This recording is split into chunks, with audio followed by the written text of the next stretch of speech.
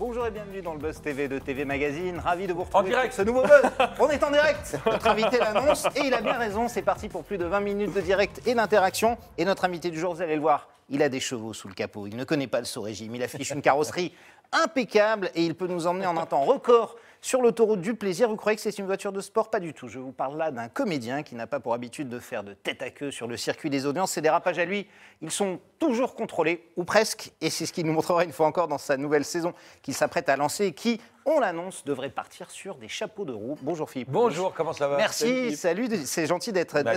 C'est mon plaisir. Vous êtes là parce qu'avec vos camarades un peu dingos, il faut le dire, vous avez donné le coup d'envoi de la 7e saison de Top Gear France. Ce sera demain à 21h05, donc jeudi sur RMC Découverte, le canal numéro 20. Damien, le piège 24.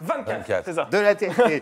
Une émission à laquelle vous parlez évidemment automobile avec humour, légèreté. Cette émission, on doit le confesser, c'est mon émission préférée. Comme ça, au moins tout le monde sait que je serai totalement partial dans cette émission. Le 1er avril, c'est la date de lancement. Ouais. Vous n'avez jamais lancé un 1er avril. Est-ce que ça veut dire que plus que jamais, Top Gear sera placé sous le signe de la vanne et de la déconne? Alors ça, c'est sûr. Ouais. Le 1er avril, c'est un hasard de calendrier parce qu'évidemment, C'est sûr. à cause du Covid, déjà, l'année dernière, on n'a pas pu tourner dans les mêmes temps que d'habitude. Absolument. Donc là, on est un peu plus en retard que d'habitude sur la programmation de l'émission, mais 1er avril est une bonne date, C'est une date précisément sympa, pour ça. Il y a Luc Alphand qui nous a rejoint, le 4e. On va en parler Qui est bien évidemment. débile, c'est un bon débile. Donc, voilà, Qui est prêt à peu près tout faire, Luc Il est Alphand. fou. Oui, il est fou. C'est-à-dire qu'il a peur de rien, vraiment. Ouais. Presque trop. Luc, donc c'était parfait. Voilà, donc là, ouais, il a emmené une énergie nouvelle, ce qui est bien au bout de 7 ans. On dit que les couples souvent se séparent au bout de 7 ans. Voilà. Vous le renforcez. On le renforce, voilà. Donc là, on a amené du renfort. Il fallait surtout qu'on ne reste pas dans une zone de confort. On commençait à prendre des habitudes tous les trois, etc. L'arrivée de Luc fait qu'on a trouvé un nouveau dynamisme à l'émission et c'est vachement chouette. Ouais, on a bien rigolé. On va en parler dans quelques instants avec notre invité Philippe Lelouch, alias D'Artagnan, puisqu'il a ses 3 mousquetaires maintenant avec lui. On va en parler. On est sur la page Bien joué. Facebook Je vais de m'en TV servir. Magazine, Figaro.fr, tvmag.com et la page Facebook de TV Mag. On est en direct. Vous pouvez lui poser toutes vos questions. N'hésitez pas. Est-ce que vous êtes un fan de cette émission? Est-ce que vous attendez avec impatience cette nouvelle saison? Est-ce que Philippe vous manque au théâtre? Avez-vous envie de retourner le voir rapidement? N'hésitez pas. Vos questions, vos suggestions, il répondra à tout cela après les news médias de Damien Canivez. Salut Damien, ça salut va? Nico, ça va super. Salut Philippe. Ça va bien, Damien? On démarre tout de suite avec les audiences d'hier soir. Dites-nous tout, le podium. Eh ben, la fiction française, encore et toujours, avec Comme France 3, qui dégainait un nouvel épisode de La Stagiaire dans le cadre de la 6e saison. 4,6 millions de fidèles se sont rassemblés devant cet épisode, toujours et encore porté par Michel Bernier, soit près de 20% du public. C'est un score à parfaite stabilité par rapport à la semaine dernière. TF1 enfile la médaille d'argent avec SWAT, les agents de la police de Los Angeles, de chez Marmour, qui sont portés par chez Marmour. 3,5 millions de téléspectateurs. C'est chiant, c'est chiant. Ah, C'est vous loin, aimez pas? Non, pas du tout. Moi, j'avoue que j'aime bien, mais c'est parce que ma femme aime bien chez Marmour aussi. Non, Ça, je c'est le préfère problème. Mimi Bernier. Michel Bernier, elle est top. Il faut mieux, Michel. Elle vient souvent d'ailleurs sur ce plateau, effectivement. M6 monte sur la 3e marche du podium avec Pékin Express, là encore, un score quasi identique par rapport à la semaine dernière. Ça ne bouge jamais. Ça ne bouge jamais. 2,52, c'est le même. On peut reprendre toutes les semaines le même truc. Toujours la même chose. Et enfin, on termine avec TMC qui a rencontré, il faut le dire, un véritable carton avec son prime time spécial produit par Bangoumi qui s'appelait Canap 95. C'était porté par Étienne Carbonnier. 1,8 million de téléspectateurs, soit 7,6% du public. C'est une émission qui s'est intéressée à la télé des années 90 avec notamment cette séquence qui a refait surface, vous savez, dans Pyramide avec Patrice Laffont et des propos qui aujourd'hui peuvent être jugés sexistes, racistes, tout ce que vous voulez. C'était il y a plus de 20 ans. Ouais. La fiction française, c'est incroyable. Ici, tous les jours avec Damien, on fait les audiences. C'est toujours en tête, ça bat tout le reste, toutes les fictions américaines. Elle est, on dirait, plus puissante que jamais. Pourquoi, Philippe, on ne vous voit pas plus souvent à la télé? Vous avez eu un rôle important dans Clem pendant 2-3 saisons, je crois, entre 2015 et 2017. Vous n'avez pas envie d'en faire un peu plus de télé avec aujourd'hui le développement des plateformes? Bah si, moi, j'ai rien contre. Il se trouve qu'en réalité, je suis obligé de refuser plein de trucs parce que je suis au théâtre. Ouais. Et que le théâtre est complètement c'est votre passion première aussi. Ah ouais, c'est vrai. Ça c'est sûr. Et puis parce que du mardi au dimanche, on est au théâtre. Donc pour tourner un film, c'est très compliqué parce que d'abord, il y en a, même quand ça se tourne à Paris, il faut être libéré aux heures de théâtre, etc. Donc c'est un peu compliqué. Évidemment que j'aurais bien aimé là en faire parce que c'est le Covid et qu'on n'est pas sur scène. Mais j'ai rien contre. Et là, je tourne le film de Claude Lelouch dans lequel j'ai la chance d'avoir un des rôles principaux. Et c'est formidable. Moi, j'adore tourner. Mais c'est vrai que le théâtre... Vous manque un peu, ouais. Ah bah là, c'est beaucoup même. peu de le dire que ça me manque. On va en parler dans vraiment. quelques instants. Juste, comment vous expliquez que depuis 3-4 ans maintenant, la fiction française a vraiment pris le pas sur toutes les autres, hein. La fiction la plus puissante de la télé, c'est Capitaine Marlowe aujourd'hui, qui fait 7,5 millions. C'est quoi? Il y a eu une hausse de la qualité subie, des scénaristes, beaucoup d'acteurs de ciné qu'on retrouve aussi maintenant. Ouais, je pense que les plateformes, tant décriées, ont fait vachement de bien la série française. C'est-à-dire qu'ils ont été obligés d'upgrader le niveau. Bien sûr. On a d'extraordinaires auteurs, d'extraordinaires acteurs en France. Il était toujours temps de le rappeler, quoi. Et je pense surtout qu'on est dans l'ère où les gens ont envie qu'on leur raconte des histoires. Voilà, c'est-à-dire qu'on est assailli depuis plus d'1 an là par l'info en continu, par une info qui est en plus monstrueusement anxiogène, par des trucs. Et moi, je pense que voilà, on va vers l'ère. Moi, je suis très optimiste, moi, sur le temps qui va arriver. Je pense qu'on va vivre comme tous les siècles précédents, des années folles. Les années 20 ont toujours été des années folles. Hein. Bizarrement, on vit la même chose qu'en 1900, la grippe espagnole et les années folles. On a le Covid et derrière, j'espère que ça va être les gens. Se lâcher un peu. Ouais, mais je pense. Donc, en fait, on a envie de divertissement. Enfin, la vie est courte, donc on se dit est-ce que je suis obligé d'être emmerdé Donc, il y a eu cette frénésie de l'info là, à un moment depuis les années 2000. En gros, on est tous. Et là, je crois qu'on va basculer vers autre chose, qui est le divertissement et qu'on nous raconte des histoires, parce que finalement. Qu'est-ce qu'il y a de plus joli que quand on nous raconte une histoire à laquelle on croit? Et je pense que c'est pour ça que la fiction française marche bien et que finalement on est très français. Entre SWAT, où il y a des meurtres toutes les 3 minutes, et La Stagiaire avec Mimi Bernier, qui est quand même... comment c'est possible de ne pas trouver Mimi sympathique? La preuve, hein. Elle l'a écrasé dans les audiences en tout cas. On continue ces infos, Damien, avec une nouvelle concernant Canal+, et Pierre Ménès qui ne sera pas dimanche au Canal Football Club. Oui, effectivement. Alors c'est vrai que c'est la question que tout le monde se posait, hein, et même si la réponse était assez évidente, Pierre Ménès sera-t-il présent dans le magazine dédié au football ce dimanche sur Canal+?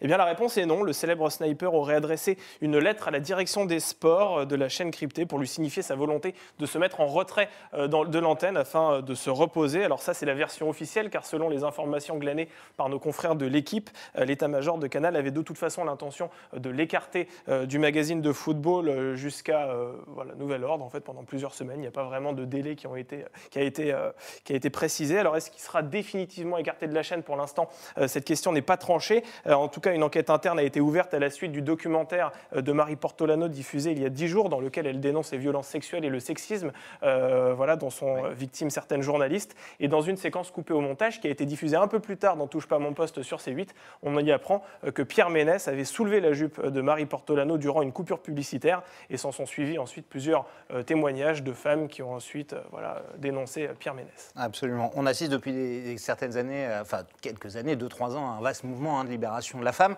avec parfois la justice réelle et la justice des réseaux sociaux qui se confondent. Qu'est-ce que vous pensez de ce phénomène, Philippe? Même si en soi, effectivement, la libération de la parole est une bonne chose, est-ce qu'il y a des nuances à apporter? Non, la seule nuance à apporter, je me suis déjà exprimé là-dessus, c'est pas aux réseaux sociaux de faire la justice dans ce pays. Voilà. Il y a des lois qui ont mis des siècles à se construire, c'est-à-dire qu'on est très bien protégés en France. Enfin, il y a quand même... Et que c'est pas aux gens de dire coupable ou pas coupable sur les réseaux sociaux. Ça, c'est la vraie dérive. La libération de la parole de la femme, c'est naturellement une bonne chose. Et effectivement, on n'a pas à être traité comme ça quand on est une femme. Après, il y a des débordements, des fois, qui ne sont pas voulus. Il ne faut pas tout confondre. C'est-à-dire que là, on est dans l'ère... Alors, il faut toujours être très en amont pour faire bouger les lignes. Bien sûr. Donc là, aujourd'hui, on a l'impression que ça va trop... Je parle, en l'occurrence, pas de Pierre Ménès, mais il y a plein d'autres endroits... Quand j'entends des conneries, genre je regarde plus un film dès qu'il est fait par un homme, parce que c'est un homme, bon bah là on nage en plein délire. Mais, ou la cancel culture, ce qu'on appelle aussi la cancel culture. Oui, alors il faut toujours des gens comme ça très excessifs pour faire avancer les lignes. Bon, soit. Je pense que tout ça va se régler. D'abord, je pense que tous les comportements machistes, finalement, dont on a tous été un peu... On a tous fait des vannes là-dessus. Enfin, on considère aujourd'hui que c'est plus tolérable. Bon, on apprend, on évolue. Je pense que tout ça va s'auto-réguler. Je le souhaite en tout cas, parce que là, en ce moment, il y a un truc qui pourrait devenir très dangereux, c'est que les femmes se montent contre les hommes et réciproquement par la force des choses. Alors que quand même, globalement, hein, qu'est-ce qu'on ferait sans les femmes? Et j'espère qu'elles se disent qu'est-ce qu'elles feraient sans nous. Voilà. Mais voilà. les excès auxquels on assiste là, selon Bah, vous, c'est Pierre plutôt Ménès, les médias, parce que Pierre Ménès, il a sans doute eu des attitudes oui, c'est pas très condamnables mal. ou quoi que ce soit. Personne ne l'a jamais accusé, par contre, de harcèlement ou quoi que ce soit. Est-ce que le lynchage, qui est un véritable lynchage, est selon vous disproportionné par rapport C'est-à-dire à que ce qu'il je pense que moi j'ai suivi un tout petit peu l'histoire. Je pense que on fait comme on peut. Je pense que l'erreur qu'il a faite, c'est de dire dans la séquence coupée, je le referai. Oui, je le refais. Voilà. Ouais. C'est là où Ce qu'il a confessé ensuite. Ce qu'il a, voilà. Après, Il s'était trompé. c'est une erreur. Mais enfin, le châtiment, il est vénère. Hein. Ouais, Voilà. c'est violent, Alors après, ouais, c'est sûr. après, effectivement, quand on regarde la séquence, elle a été très bien d'ailleurs cette jeune femme, parce qu'elle a dit non, il m'a pas harcelé, mais c'est vrai que quand je revois les images, c'est choquant pour mon fils, tout ça. Ça se comprend assez bien. Voilà. Francesca Antoniotti, ouais. Francesca Antoniotti, oui, voilà. En revanche, ça ne mérite pas le lynchage médiatique. D'ailleurs, il est suffisamment emmerdé comme ça. Je crois qu'il a plus son contrat avec eSports. Exactement. Bien sûr. Il est sorti de l'antenne. Bon, faut s'arrêter maintenant. Ça en fait pas un meurtrier ni un violeur. Faut pas non plus. Voilà, c'est juste. C'est voilà. dit. Ouais. Damien, on termine cette nouvelle Ouais. avec ces infos, avec une nouvelle qui devrait ravir les fans de sardines. Ah oui. Qu'est-ce que c'est que ça? Bah oui, vous savez, le prince des sardines, vous voyez dont qui je parle. Enfin, vous savez, la personne, Patrick Sébastien. Patrick Sébastien, Les c'est ça. sardines, Il est c'est de ça retour, figurez-vous. Vous Non. savez, celui qui avait tourné les serviettes Mais il avait pendant dit qu'il 23 reviendrait ans. plus. Il avait dit qu'il reviendrait plus. Ah bah oui, mais vous savez, il l'a dit pendant plein d'interviews. Ouais, apparemment, Mais voilà. je crois qu'il est super publicité. Sur Ouais, ce- ouais, bah, C'est-à-dire que, qu'on le veuille ou pas, c'est Patrick Sébastien. C'est un mec qu'on a mis à l'époque en troisième partie de soirée avec une émission sur les magiciens en disant ça va intéresser personne. Ça a tellement cartonné qu'ils l'ont mis à 20h50. C'est devenu le cabaret avec le succès qu'on c'est connaît. le grand Ouais. cabaret. Et Patrick Sébastien, c'est Patrick Sébastien. Et moi, je souhaite à tout le monde d'avoir son succès. Bah, effectivement, alors on va voir s'il rencontre du succès. En tout cas, dès lors qu'il passe, même dans une rediffusion Ouais. ou dans un best-of ça marche, sur C8, on ça verra, cartonne. ça marche bien. Et il est de retour justement sur sa case fétiche, c'est-à-dire celle du samedi soir. Alors évidemment, pas sur France 2, mais il faudra désormais aller sur C8 dans Sébastien, C'est Samedi malin. Sébastien. Ouais. Voilà, C'est malin. Samedi Sébastien. Bah oui, c'est très intelligent. C'est produit par effectivement. Hanouna, non, c'est Non, ça c'est produit par Magic TV, Ah qui bon, est d'accord, sa la société boîte de de Sébastien. production. Voilà. Très bien. Alors effectivement, il n'a pas les budgets pour reproduire effectivement le plus grand cabaret du monde, qui est une émission qui coûte Donc c'est quoi? très C'est des cher. best-of, c'est ça? C'est qu'on va ça, voir effectivement. Ce sera une forme de best-of. En fait, il va revenir sur les meilleurs moments qui ont rythmé sa carrière, que ce soit dans le plus grand cabaret du monde ou les années bonheur. Alors l'idée, c'est de revoir chaque semaine une émission qui a été diffusée autrefois sur la 2, une sorte de best-of incarné par Patrick Sébastien. Vous l'aurez compris, il n'y aura pas forcément d'inédit au cours de ce rendez-vous. Et c'est vrai que c'est assez surprenant en fait de revoir Patrick Sébastien à la télévision, parce que dès qu'il a été évincé de France Télévisions, il a été sur tous les plateaux de télévision pour dire qu'il ne referait plus du tout de télévision. Et finalement, il revient. Je pense que l'appel, effectivement, du tube cathodique est irrésistible pour lui. L'appel du public. Ouais, peut-être Il aussi. y, ouais. y a un point commun entre vous et Patrick Sébastien. Patrick Sébastien est un bon vivant, il aime la fête, il dit ce qu'il pense, parfois même si ça dérange. Est-ce que c'est une espèce en voie de disparition aujourd'hui à la télé? Il faut faire attention en tout cas. Ouais. C'est-à-dire que non, il faut faire. On a tous, tous les gens qui prennent position, on a tous peur à un moment on est dans une période où il faut faire très attention. La petite phrase qui peut vous échapper peut devenir terrible. Oui, bien sûr. Maintenant, à partir du moment où on est sain de corps et d'esprit, je crois qu'il faut continuer de s'exprimer. Il ne faut surtout pas abandonner. Ce serait très. Ou alors, c'est une révolution culturelle. Et puis, je ne pense pas non plus que toutes les femmes sont devenues, ce qu'on disait tout à l'heure, misandres. Voilà, il y a quand même plein de gens de raison dans ce pays. Donc, il faut surtout pas tout d'un coup devenir frileux dans la prise de parole. On est encore dans un pays totalement libre où on peut dire absolument ce qu'on veut. Voilà, après, il faut en assumer les conséquences. Ouais. Faut assumer. Voilà. Mais moi, je pense qu'il faut, non, au contraire, je crois que les gens ont envie de ça, en fait, de voir des mecs qui prennent position, et pas forcément dans les extrêmes. Non, à mon sens, ce qui est tragique, c'est qu'aujourd'hui, c'est manichéen. C'est-à-dire, on est d'un côté ou de l'autre. Tout blanc, tout et noir. que la palette des couleurs, voilà, ou tout blanc, tout noir, et la palette des couleurs qui est quand même très très large, elle existe de moins en moins. Or, moi, j'ai envie de débats où on peut exprimer des nuances sans être forcément catalogué d'un côté ou de l'autre, parce que nous sommes nuances, l'être humain est nuance. C'est très rare, et tout d'un coup, les gens maintenant se sentent obligés de choisir un camp. Moi, j'ai pas du tout envie de ça, j'ai envie de rester, d'avoir mon propre sens critique, et de trouver du bon et du mauvais un peu partout, et de pouvoir le dire, sans automatiquement être catalogué. Mais je crois que quand on prend le temps de s'exprimer, ça passe assez bien. C'est fini, Damien, pour C'est aujourd'hui? vrai, on a pris le temps des news médias, c'est bien passé. D'autres news médias, évidemment, dès demain. Tout de suite, place à la grande interview du Buzz TV. Et toutes vos questions qui arrivent, on est en direct avec Philippe Lelouch.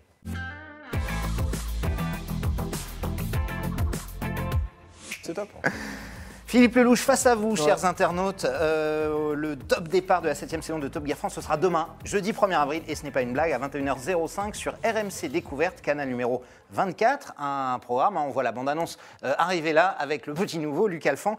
Évidemment, vous allez continuer à conduire des voitures aussi dingues les unes que les autres, des séquences loufoques. La preuve des véhicules d'intervention, vous avez même décidé d'enfiler le costume de James Bond, on le verra un peu plus tard dans la saison. Quel genre d'idée complètement dingue vous avez eu pour cette année, Philippe? Pas évident toujours d'en trouver. Hein. Alors, il faut rendre à César ce qui est à César. Il y a quand même une équipe d'auteurs qui travaille sur cette émission et qui maintenant nous connaissent bien, parce que c'est devenu familial, cette émission. On se connaît tous depuis 7 ans maintenant, et qui savent bien ce qui va nous faire.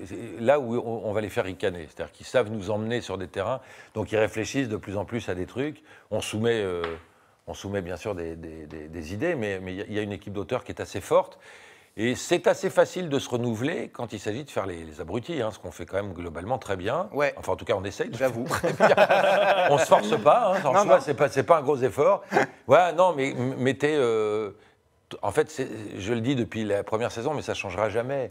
C'est des jouets grandeur nature. Mettez 4 garçons qui ont oublié de grandir et mettez-leur des voitures en disant tu vas faire ce que tu veux ou tu vas faire la course. C'est compliqué de se dire c'est chiant d'aller bosser. C'est-à-dire que ça fait partie, on en parlait hors antenne tous les deux tout à l'heure. C'est pas du boulot. C'est pas un travail. Voilà, on peut pas dire ça. C'est une chance folle de pouvoir faire ce truc parce que et on fait appel à l'âme d'enfant de chacun. Oui. Là, je vois les images en même temps par les fenêtres. Vous dites mais on a fait ça. Mais on a fait ça, C'est ça, on joue comme des gosses. Donc chez du livreur au PDG, au ministre, au machin. On a tous cette âme-là quelque part enfouie, donc on fait appel à ça, nous. Et on a tous envie de le faire. Luc Alphand qui se déguise en Spider-Man, c'est-à-dire, bon, j'aurais pas mis 2 francs là-dessus. Et en fait, le mec adore ça, il est rentré avec nous dans ce truc complètement dingue d'être des enfants. Quoi. Alors, on va en parler de Luc Alphand, puisque évidemment, c'est un programme que vous incarnez avec, vous êtes le chef de bande, il y a Bruce Joigny, le pilote, il y a le Tone, le rêveur, le lunaire, comme le lunaire, c'est ça. Et cette année, donc, Luc Alphand, ancien champion du monde de ski, ancien vainqueur du Paris-Dakar, un type qui sait absolument tout faire. Pourquoi vous avez décidé d'élargir un peu votre cercle d'amis, puisque dans le Top Gear original, on va dire le Top Gear anglais, ils ont toujours été 3, malgré les plus de 20 saisons qu'ils ont fait, effectivement. Donc on s'est sortis assez vite, nous, de ce modèle-là. On les remercie infiniment d'avoir cette idée de génie de monter Top Gear. Ça leur appartient. Voilà, au début, même la production, la BBC, qui est la maison mère, évidemment, tendait à ressembler à ce modèle-là, sauf qu'on est français, ils sont anglais, qu'on a une culture différente, un humour différent, etc. Et petit à petit, on s'est séparé de plus en plus du modèle, tout en gardant, bien sûr, la substantifique moelle. Mais, et là, moi, je trouve... En fait, il y a un type qui s'appelle Stéphane Salé-Dechoux, qui a pris la direction de RMC Découverte, et qui s'est dit... comme l'émission en a sous le pied, peut-être mettons un peu de sang neuf. Et on était tous, on a applaudi des 2 mains. Et Luc, quand on nous a dit c'est Luc, on s'est dit génial. Le mec approuvé tout de suite par vous. Mais on l'a. Alors oui et non. C'est-à-dire que oui, l'idée est géniale. Maintenant, est-ce que le mec va se... Bon, dès la première émission, on a vu que le mec était fada, donc c'était parfait. C'est-à-dire que c'est un type qui est... je pense qu'il faut une dose de folie partout, dans la vie en général, mais il en faut une particulière quand on est un grand champion. Et USS c'en est un. Il a cette dose d'inconscience. Par exemple, quand on se jette sur une piste de ski tout chousse, comme en Autriche, là, faut y aller, qui est la descente la plus dangereuse du monde. Bon, là, je me rends compte que c'est à peu près pareil dans Top Gear. Il y a un truc à faire, il y va, quoi. Et tu dis, fais gaffe, Il aime ça. Après, il faut savoir gérer le risque. Il faut savoir, je dis ça surtout s'il y a des enfants qui nous regardent, que tout est évidemment très sécurisé dans Top Gear, qu'il y a une équipe Et c'est bien rappelé, il y a les messages qui s'affichent pendant les émissions, et c'est important. Il n'y a pas plus tragique que de faire le con au volant quand c'est pas encadré, donc je le précise au cas où. Ou sur un circuit, bien sûr. Parce qu'on a tous des gosses, justement. Tu as un petit garçon de 12 ans, je ne voudrais pas qu'il se mette dans la tête qu'il faut faire ça tout seul. Non, pour l'instant, ça va. Il n'y a pas encore sur sa voiture à pédale. J'espère. Damien. On est en direct sur la page Facebook de TV Magazine et sur lefigaro.fr. Il y a du monde, comme chaque matin. On salue Anaïs, Bruno, Alexandre, Valentin. Et on va prendre une question de Patrick qui souligne que la voiture est devenue, c'est vrai aujourd'hui, un peu politiquement incorrecte. Et il souhaite savoir si vous ne craignez pas que votre émission soit salement critiquée dans 20-30 ans quand elle sera devenue complètement complètement intolérable. J'en aurais rien à foutre. C'est vrai? Ah, c'est Sans vrai, le serment. juste avant qu'on prenne l'antenne, vous me disiez, c'est vrai qu'on a une Ah, émission mais aujourd'hui. C'est une émission, oui, Et pourtant, elle marche très bien. Hein. Oui, bah tant mieux, mais je suis ravi. Et puis je sais qu'il y a des femmes qui, heureusement, qui adorent, parce qu'on nous dit toujours c'est une émission de garçons, mais nous, par exemple, il faut savoir que pour les invités, on demande à beaucoup de femmes. Il y a très peu de femmes que ça Vous aurez intéresse. Malika Ménard, par exemple? Oui, bien sûr, on est ravis d'en avoir. Il n'y a pas du tout un choix bien sexiste. Maintenant, la voiture, c'est la voiture. Je pense que c'est un truc qui nous tient à cœur. Et si dans 30 ans, on me dit, tu as été un pollueur, on se pensera sur les chiffres. Mais aujourd'hui, non, j'assume ça complètement et je suis ravi de faire ça.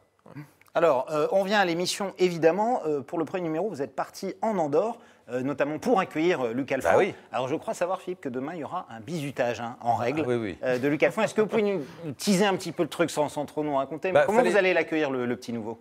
Un peu dur, hein. Ouais. un peu à la bonhomme, quoi. Ouais, c'est ça, voilà. C'est-à-dire qu'il faut... Bisutage en règle, quoi. Ouais. Nous, on est là depuis 7 ans, on est installé. Pépère, tu viens avec nous, il va falloir nous montrer ce que tu as sous le pied. Mais bon, tout ça, évidemment, avec vachement d'humour, et il est rentré dedans plein pot. C'est-à-dire qu'il fallait... il fallait nous montrer qu'il était capable de gagner une course, de prendre des risques, qu'il avait du goût en voiture, etc. Mais vraiment, je ne peux pas vous dire autre chose. Je sais bien qu'il y a une espèce de consensus qui tendrait à faire penser que dès qu'on lance une émission de télé, tout est beau et tout est merveilleux. Mais moi, pour le coup, c'est vraiment ça. C'est-à-dire que ce mec est devenu mon pote, il est devenu notre pote très très vite parce qu'il avait l'âme de ça. Et puis, très honnêtement, il a autre chose à faire dans sa vie avec les trophées qu'il a et la carrière qu'il a que de venir s'emmerder à faire de la télévision si ça ne lui faisait pas vraiment plaisir. Et ça lui fait vraiment plaisir et ça se sent. Et on rigole beaucoup. Vraiment. Et c'est ça important. Alors, il y a du niveau en termes de pilotage, évidemment. L'ancien vainqueur du Dakar, parce que, évidemment, Bruce Joigny, qui est le pilote professionnel de l'émission, celui qui gagne la plupart des épreuves, sauf quand vous trichez, et ce qui arrive assez fréquemment. Non, jamais. Philippe, non, vous trichez. Oui, il faut l'avouer. Est-ce que, pour Bruce, là, il y a une vraie concurrence en termes de pilotage et de niveau de pilotage? Ouais, il y a une vraie concurrence, mais je suis obligé de reconnaître que Bruce, c'est un sacré pilote. Hein. Ouais. C'est vraiment... la dernière fois, on ne maîtrise pas, parce que moi, on est tout le temps ensemble et tout ça, on fait des émissions de télé, mais la dernière fois, on était à Montlhéry, on voyait encore qu'il a un record de tour, encore à son nom. C'est pas du tout... c'est vraiment un vrai gros pilote. Absolument. Luc, c'est plus un pilote de rallye, même si il tâtonne. Hein. Oui. Mais je suis quand même obligé de vous dire que aussi bien Tone, Luc que Bruce, ils n'ont pas mon niveau, les gars. Ouais. Non, mais voilà. C'est-à-dire qu'ils seront toujours derrière. Couper les chicanes et passer au travers des trucs. comme ça. Ouais, bien sûr. Voilà. Et on rappelle que dans Top Gear, tout est permis. La triche est autorisée. La triche est totalement autorisée. Damien. Allez, on va prendre une question de Thomas qui s'interroge sur les voitures que vous mettez en scène dans l'émission. Est-ce que c'est la production qui achète ou c'est vous avec votre propre salaire, Philippe Lelouch? C'est moi. Alors, vu qu'il y a des McLaren et Porsche Cayman cette année. Non, alors il faut savoir que là encore, c'est la spécificité de Top Gear et il faut remercier toutes les marques de bagnoles qui jouent le jeu. Ouais. C'est que les journalistes auto qui nous ont souvent des voitures de prêt, sauf celles qu'on va définitivement bousiller, et Dieu sait si on en prend du plaisir, celles-là, l'émission les achète. Mais sur les émissions les tests, notamment sur le circuit, il est prête sans aucune garantie, c'est-à-dire qu'à aucun moment, et c'est ça fait notre fierté, les journalistes ne garantissent à la marque qu'on va en dire du bien, quel que soit le prix ou la marque ou le truc. Donc ils disent, on verra bien. Il y a des marques qui ont peur de vous donner une voiture parce qu'ils, vous l'avez dit, je crois déjà. Ferrari vous donne pas de voiture parce qu'ils ont peur de ce que vous pourriez dire. Je les aime pas. Non mais c'est vrai, voilà. Voilà, ils sont tout le temps Ferrari. Tu dis les gars, détendez-vous, vendez des voitures, faut pas. Voilà. D'ailleurs, un peu trop snob, c'est ça? Mais tellement snob. Oh là là, tu dis en fait voilà. Donc c'est du snobisme, c'est peur des critiques que vous pourriez faire sur telle ou telle voiture. C'est tout ça. Ils ont peur, mais ils avaient déjà ce truc-là en Angleterre, donc. Clarkson avait fait un truc génial, il l'avait acheté. Clarkson, il l'avait acheté, il avait fait tomber un piano dessus du 3e étage. C'était pour se venger de Ferrari. Qui, voilà, ils ont l'impression qu'ils vendent de la grande joaillerie, quoi. Donc bon, écoutez, c'est bien. Mais sinon, globalement, les constructeurs sont vachement sympas et ils savent que voilà. Mais on s'amuse jamais à dire du mal de voitures. Parce que c'est telle ou telle marque. Moi, j'ai encensé la Clio et je peux détester la Talisman, je vous dis n'importe quoi. Oui, il y a plus un avis professionnel sur la voiture que vous testez. Mais professionnel et de mec qui prend le volant, quoi, et de dire elle est agréable cette voiture ou elle n'est pas agréable. Mais donc c'est ça la grande liberté de Top Gear. Alors, une grande nouveauté cette saison également, c'est le circuit, ce fameux circuit qui a un peu évolué au fil du temps. Mais alors là, c'est carrément un vrai changement puisque vous passez, quittez le tout circuit, le tout asphalte pour passer aussi à une partie en terre. Il y a 11 bosses, il y a une piscine, des virages en banking, etc. Est-ce que ça va complètement changer la donne pour vos invités qui font les tours c'est pour qu'ils s'amusent eux. Ouais. En fait, on se disait, c'est avec la voiture de circuit, évidemment, il est coaché avant de faire son tour de circuit, mais c'est un tour de chrono, c'est un peu désavantageux pour certains qui n'ont pas l'habitude, etc. Puis c'est quand même pas une voiture tellement effrayante pour faire du circuit. Donc on s'est dit, pour que les invités s'amusent plus et que nous, on ait des images plus drôles, mieux vaut faire du tout-terrain. Alors évidemment, ce qui a été très contrariant dans cette saison, c'est que Sébastien Loeb est venu. Ah bah voilà. Donc, le plus grand pilote de rallye de tous les temps. Puis alors, tellement en détente. Ah oui. C'est-à-dire que lui, il est crispant. Lui, il pourrait m'inquiéter sur un circuit. Ouais. Autant les autres, je m'en fous. Peur, Autant Sébastien, il y a un petit niveau. Voilà. Un petit, Non, c'est un monstre. Donc évidemment, il est arrivé en détente. Il a mis un record de tour que, à mon avis, qui sera imbattable. Sauf si vous avez Sébastien Ogier peut-être. Enfin, Loeb, il est vénère quand même. Ça peut être assez chaud, absolument. En tant que présentateur de l'émission, est-ce que les marques ont une volonté de venir aussi dans ce voyage? Vous avez parlé de ceux qui refusent, on va dire, quelques grandes marques. Est-ce qu'il y en a plein qui vous sollicitent en permanence et que vous pouvez refuser par hasard? Non, je crois pas qu'on refuse. En général, non. Non, on refuse. Non, on a nous l'interdiction, mais je trouvais ça vachement bien. C'est une charte de la BBC de se faire l'ambassadeur d'une marque de voiture, parce que ça troublerait notre jugement sur... quand on a. Dans votre vie de tous les jours. Dans notre vie de tous les jours. Faire de la pub pour des voitures. C'est-à-dire que BM ne peut pas me dire demain, tiens, on te paye pour que tu roules en BM. Voilà. Ouais, bien sûr. Je trouve ça bien. En fait, c'est-à-dire que ça nous oblige à rester tout à fait objectif, mais c'est pas. Mais c'est très rare en fait quand on dire du mal d'une voiture. Ça peut nous arriver quand on considère que le prix est exorbitant par rapport au produit.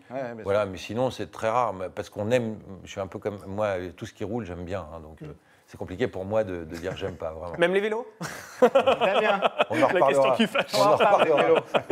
Une question d'Alexandre, alors qui n'a rien à voir avec Top Gear, une question de théâtre cette fois-ci, puisque vous avez mis en scène effectivement Éric Dupond-Moretti dans la pièce à la barre. Il aimerait savoir si vous étiez au courant avant tout le monde qu'Éric Dupond-Moretti allait devenir ministre de la Justice. Non. Personne. Et vous avez caché ça? Non, il me l'a pas. Il me l'a caché. J'ai eu un doute à un moment, une semaine avant, je crois. Il m'a dit mais non. Voilà, c'est vraiment un ami et je suis très fier d'être son ami. Mais non, en revanche, ce qui a été incroyable, c'est le soir où il a été nommé, c'est que BFM me demande à moi mon avis. Si un jour on m'avait dit tu commenteras l'arrivée d'un garde des Sceaux, voilà, et on m'a dit qu'est-ce que vous en pensez? Je lui ai dit qu'est-ce que vous voulez que je vous dise? Quand on est à l'école et qu'on a un copain qui est délégué de classe, on est déjà hyper content. Alors quand son pote est ministre, on est ravis. Voilà, non, je le savais pas, mais en fait, pour moi, c'est tellement une suite logique à sa carrière. C'est-à-dire qu'il fallait qu'il prenne ce poste-là. Pour moi, c'était une évidence. Et vous êtes toujours en contact avec lui? Oui, bien sûr. C'est mon ami. Oui. Il a un emploi du temps plus compliqué que le mien en ce moment. Un peu plus. Mais non, bien sûr, c'est mon ami. Ouais. Alors, on est dans la politique, on va y rester, et notamment en parlant de la voiture, parce que les politiques, un peu de tous bords, font la chasse à la voiture depuis quelques années. On parle même en 2040, je crois, qu'il n'y aura plus de moteur thermique. Enfin, en tout cas, c'est le souhait. Qu'est-ce que vous en pensez, Philippe? Est-ce que ça va trop vite? Est-ce que la façon de faire est bonne, pas bonne? Est-ce que de toute façon, c'est irréversible J'ai l'impression que c'est le sens de l'histoire. Ouais. Voilà, lutter contre serait... je pense que ça existera toujours parce que tout le monde aura ceux qui peuvent auront une voiture électrique, non polluante, de collection. Ouais. Non, mais même ils garderont un moteur atmosphérique, c'est une évidence. Thermique en tout cas. Thermique, pardon, atmosphérique, tant mieux, encore plus. Mais c'est probablement que c'est le sens de l'histoire. Là où ça va vite, c'est qu'on n'est pas du tout sûr que les voitures électriques polluent moins. Oui. Ça, c'est quand même une vraie question. Donc, sur les batteries. Bien sûr, sur le recyclage des batteries, etc. Voilà, j'ai pas tellement d'avis là-dessus. Voilà. En revanche, j'ai beaucoup de mal à considérer que le transport d'avenir serait le vélo. C'est-à-dire que pour moi, c'est plutôt une marche arrière qu'une marche avant. Mais voilà, c'est-à-dire que tout d'un coup, là, tout le monde se focalise sur le vélo. Je me dis, c'est quand même un... Alors, c'est très pratique quand on est parisien, un peu moins quand on vit en province et qu'on doit emmener des enfants à l'école, par exemple. Et moi, je dis que cette chasse à la voiture, c'est un peu méprisé.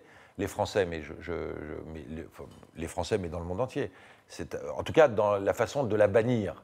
C'est-à-dire que c'est brutal pour vous. C'est brutal. Ce qui est fait à Paris, par exemple, par Anne Hidalgo, c'est trop violent. Non, mais là, on parle même pas de. Là, on est sur une autre planète. Là. Oui. Voilà. Là, c'est une autre planète. C'est-à-dire que si Paris doit venir à la Creuse, qu'elle aille vivre en Creuse. Hein. Voilà, Paris, c'est fait pour circuler. Voilà. Et tant qu'on n'a pas mieux que les voitures, parce que la question, elle est là, je suis d'accord. On va tomber d'accord sur le consensus que la voiture est polluante. OK, bon. Ça n'empêchera pas que les voitures circuleront. Qu'est-ce qu'on propose pour contrarier ça? Le vélo? Non, madame. Quand on vit à 20 km ou 25 km de Paris et qu'on a besoin de venir bosser à Paris, c'est donc le cas des plus pauvres, d'accord? Et bien là, vous les méprisez.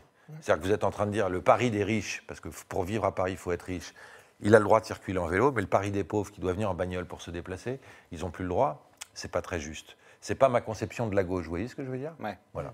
Vous, c'est quoi? C'est de la dictature, une forme de fascisme quelque part sur cette idée? Voilà, c'est de l'idéologie pure. C'est de l'idéologie d'écolo bien pensante. Voilà, mais c'est pas. Tout ça est très bien. Moi, je suis tout à fait pour. À partir du moment où on ne méprise pas les gens qui ne peuvent pas. Et tant qu'on n'a pas de solution différente, de l'imposer, je trouve ça pas gentil. En fait, voilà. Et j'aime pas les gens pas gentils. Très bien. Allez, on va voir une question de Sabine. Tiens, on va voir si vous pensez que Michel Field est gentil ou pas, parce qu'il a annoncé récemment que les Molières n'allaient pas être diffusés en fait à la télévision cette année. Pas surprenant. Pas surprenant. Il y a eu une année blanche de théâtre. Ouais. Sabine souhaite savoir ce que vous en pensez. Des Molières. Voilà, ce que vous pensez de l'annulation de la cérémonie des Molières. Je trouve ça très bien, mais il faut qu'il annule vraiment. Ouais. D'accord. Parce qu'il y avait, de toute façon, il n'y a pas de pièces. Non, mais même c'est une fête qui est sans saveur, sans odeur. Ah, qu'ils annulent vraiment, c'est-à-dire oui, qu'elle sert plus. Puisque ça dégoûte les gens du théâtre plutôt que de leur faire envie de venir. Vous trouvez? Bah, bien sûr. Comme les Césars au cinéma? Ouais, alors là, cette année, on ne va pas en parler, ça y est, tout le monde a tiré sur l'ambulance. Mais les Molières, c'est pareil, on parle de pièces que. Il y a un mépris, comme d'habitude, de la comédie, des pièces populaires. Voilà, c'est de l'entre-soi, les gens s'en foutent. Aujourd'hui, ce qu'il faut faire pour donner envie aux gens d'aller au cinéma et au théâtre, et surtout au théâtre, c'est de leur montrer des choses gaies, qu'on leur raconte des histoires, des belles choses. Moi, je déplore totalement l'absence de glamour qui maintenant est devenue monnaie courante dans ce genre de cérémonie. Or, ces cérémonies sont faites pour les gens qui ne peuvent pas ou qui ne vont pas souvent au théâtre, de leur dire « Ah, j'aimerais bien aller voir ça, ça a l'air bien ». Et là, on n'a que des gens qui râlent ou des gens qui s'auto-congratulent sur des pièces que personne n'a vues. Donc moi, je veux bien, mais voilà, le jour où les Molières récompenseront les vrais succès, ça se saura. Alors justement, on ne vend pas du théâtre, je ne peux pas vous laisser partir sans ça. Le Covid-19, évidemment, les salles sont à l'arrêt depuis de très longs mois maintenant. Effectivement, ça touche tout le monde. En tant que comédien, en tant que metteur en scène, même responsable et directeur de théâtre, dans quel état d'esprit vous êtes aujourd'hui, Philippe? Est-ce que vous continuez à rester optimiste? Est-ce que vous continuez à penser que ces mesures sont trop radicales, trop extrêmes? Est-ce que, évidemment, vous avez envie que ça reprenne comme tout le monde, j'imagine? Oui, je pense qu'il y a un moment pour tout. Voilà. Là, on est dans le monde entier est en lutte contre un virus. On réglera nos comptes après. C'est toujours ce que j'ai dit. C'est pas le moment. Le moment, c'est d'être en ligne. On a élu démocratiquement un capitaine de vaisseau. On doit être en ligne. Voilà. Ou alors on est. Et puis je suis pas épidémiologiste, encore moins médecin, etc. Donc on prend des décisions. Je pense qu'elles doivent être très compliquées à prendre. Je ne dis pas que ce sont les bonnes, mais je dis que globalement, elles sont dans le monde entier les mêmes. Donc on va suivre ça. Quand on sera sorti de ça, on verra si c'était bien ou pas bien. Mais enfin, on est toujours plus intelligent après. Aujourd'hui, moi, je voudrais savoir le mec qui a la bonne recette. Donc évidemment que c'est très contraignant. Évidemment qu'on en a ras-le-bol, que ça m'arrive, comme tout le monde, de pester devant mon poste de télévision. Mais on n'a pas le choix. Vous pensez qu'autre chose aurait été possible? On vous a vu notamment vous exprimer sur la première disant si on met des jauges dans des théâtres, avec des trucs et à un moment, c'est pas. Oui, mais aussi, ça m'arrive de dire des conneries. Oui, sans doute. Et j'ai une grande gueule. Donc je réagis un peu nerveusement parfois. Mais après étude, d'abord, pour un théâtre privé, à un moment, c'est plus rentable, c'est plus possible. C'est-à-dire que ça coûterait de l'argent d'aller jouer au théâtre, c'est pas possible. Si vous avez une personne tous les 3 sièges, par exemple, ça peut ne pas être rentable. Non, c'est pas rentable. Ouais, donc, faut attendre. Là où j'ai envie, et en plus, si vous voulez, on ne doit pas aller au théâtre comme on va à l'hôpital. C'est-à-dire que ça doit être un lieu de fête, un lieu de partage, etc. Donc, si c'est pour voir des gens, est-ce que c'est vraiment très intéressant d'aller voir un spectacle avec un masque, avec trucs, en flippant de choper une maladie, etc. Je crois que le plus sage, c'est d'attendre que tout ça soit fini. Et quand ce sera fini, là, on fera la fête. Et là, je peux vous dire que j'ai hâte. Et oui, je suis optimiste, parce que je pense que malgré ce qu'on va nous annoncer ce soir, globalement, allez, avec les vaccins et tout ça, on n'a qu'à voir autour de nous comment ça se passe. Au début de l'été, ce sera fini. Ce sera derrière nous. En tout cas, c'est ce que je souhaite. Je suis pas Madame Irma, mais ça se sent. On n'a qu'à voir en Israël ce qui se passe. Vous ferez vacciner, vous, du coup? C'est fait déjà. Je me suis fait vacciner, ouais. Non, je pense qu'il faut, il faut absolument que tout ça se termine. Et après, on fera la fête. Et après, on réglera nos comptes. Mais là, aujourd'hui, de venir... C'est voilà le pari de Macron de ne pas nous confiner quand même globalement, ça nous rend tous plus ou moins heureux en disant bon on a échappé à ça, il s'est trompé, s'il s'est trompé tant pis, mais il aura essayé. Il y a ceux qui n'essayent pas, qui ne se gourrent pas. Je suis pas du tout, je fais pas de politique dans ce que je dis. Ça aurait été n'importe quel gouvernement, j'aurais suivi. Il a été élu, on a voté, les gars. Oh, on est encore dans un pays où on suit ce qu'on nous dit de faire. Voilà, c'est comme ça, c'est la loi. Mais on est tous plus intelligents les uns que les autres. On saurait tous gouverner ou sélectionner les joueurs de l'équipe de France. Oui, 60 millions d'épidémiologistes, comme 60 millions de Didier Deschamps, ça, effectivement. Merci beaucoup Philippe, on passe à notre rubrique de fin, le sucré salé. Notre rubrique de fin, de petits bonbons, Damien et moi on adore. Une torture qu'on fait aux invités, sucré salé. Je vais vous faire 2 propositions. Il va falloir choisir. On sait, c'est toujours difficile de trancher. Alors comme ça, une petite question pour commencer assez simple. Plutôt Tesla ou plutôt Porsche à l'ancienne? Ouais. Sans discussion. Bah oui. D'abord parce que vous faites appel à une Madeleine de Proust. C'est quand on est un petit garçon. Forestier était très drôle avec ça. C'est facile de contenter un mec qui veut tout le temps de la viande et des frites et une Porsche. Voilà, donc pour rendre un mec heureux, une vache, une Porsche. Moi, ça me faisait rire. Bon, voilà, on est un peu là-dedans. Voilà. Ouais, plutôt là-dedans. Bruce Joigny ou Luc Alphand? Oh, les deux, mon colonel. Non. Faut que je sois obligé de choisir. Comme ça. Alors, je vais choisir Bruce parce que c'est plus vieux. Ouais. Parce que c'est une vieille amitié. Ouais, votre vieille amitié. Plutôt moteur thermique ou moteur hybride? Plutôt moteur thermique. Ouais. Voilà, mais encore une fois, je ne suis pas têtu. Je vais peut-être changer d'avis, mais pour l'instant, le moteur thermique me fascine encore. Enchère mécanique ou Top Gear? C'est méchant ça. Non, je suis le patron d'RMC Couvert. Demain, je te dis, Philippe, tu ne peux en garder qu'une. Laquelle vous gardez? Enchère mécanique, le nouveau magazine. Oui, votre nouveau magazine, effectivement. Non, Top Gear, ouais. Plutôt Top Gear, quoi. Ouais. Oui, parce que ça fait 8 ans que ça dure, que c'est une belle aventure. Mais j'espère que je ne serai pas obligé de choisir. Vous êtes fidèle, c'est bien. Acteur ou animateur? Acteur. Ouais, définitivement. Oui. Paris. Oui, animateur, je fais l'acteur. C'est-à-dire que je m'amuse beaucoup, j'adore ça et j'aime beaucoup les gens. Donc ça vous ne me considérez pas comme un vrai animateur, vous l'avez déjà dit. Hein, mais je ne le suis pas, je m'amuse. Et voilà, et tant mieux. Et je remercie infiniment RMC Découvert de m'avoir mis dans ce rôle-là en me laissant cette liberté de ne pas être un animateur. Non, mon métier, c'est de jouer la comédie et c'est de raconter des histoires aux gens. Et ça, j'aime vraiment ça. Et pour finir, Paris ou province? Province, mon colonel. Oui, sûr. Définitivement. Définitivement, oui. Je ne peux plus saquer cette ville. C'est pas compliqué. Ça devient Bec BD avait écrit dans son avant-dernier bouquin, c'est un musée pollué soumis aux attentats. C'est terrible de dire ça de Paris aujourd'hui. Voilà. C'est vrai. Il n'y a pas totalement tort, effectivement. Complètement raison. Merci beaucoup, Philippe Lelouch, d'être venu nous voir. Je rappelle qu'on vous retrouve dans la nouvelle saison de Top Gear avec Bruce Joigny, Le Tone et le petit nouveau Luc Alphand. Ce sera demain. Ne ratez pas ça, jeudi 1er avril, en prime time. Et ce sera sur RMC Découverte. Et puis très vite dans les théâtres. On vous attend avec grand plaisir. Merci de m'avoir reçu. Merci à vous, Damien. Nous, on se retrouve demain. Oui, si Emmanuel Macron nous l'autorise, on se retrouve demain. Oui, c'est vrai qu'il parle ce soir. Il parle ce soir. On va voir ce qu'il annonce. Mais a priori, on se retrouve demain pour un nouveau Buzz TV avec une animatrice qui s'apprête à prendre les rênes d'une émission de bricolage sur C8. C'est une ancienne chroniqueuse de Touche pas à mon poste. Vous allez voir, elle va envoyer du lourd. Il s'agit de Caroline Iturbide que nous allons recevoir. Qui sera demain, effectivement, avec tous ces outils, son matos. Voilà. Et là, croyez-moi, l'émission de bricolage, ça va envoyer. Merci beaucoup. Merci à vous. Philippe. Et à demain. Bonne journée à toutes et à tous.